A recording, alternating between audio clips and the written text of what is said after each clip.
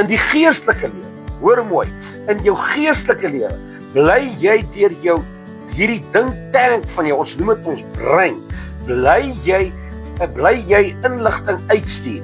Hierdie inligting kom uit jou hart. Met ander woorde, dis iets wat jy wil hê, wat jy in die hande moet kry en wat jy dan mee moet werk.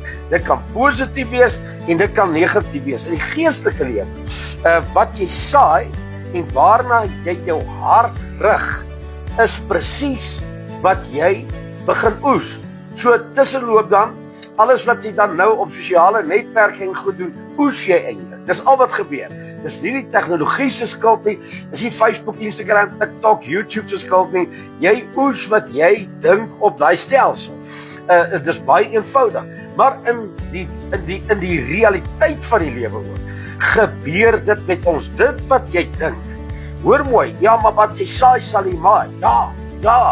Ja, en ek praat nie nou van 'n ou, ek hoor hulle praat deesdae van karma, sal jou in die hande kry. Hulle gebruik al hierdie termes en goede.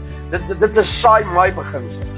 Mense, ja, ons kyk so dat ons nie 'n ander tekort doen, dat ons nie kan saai wat ons, hoe sê hulle, die wiel draai en al daai tipe goed. Maar daar is 'n baie fynere wêreld in hierdie stelsel.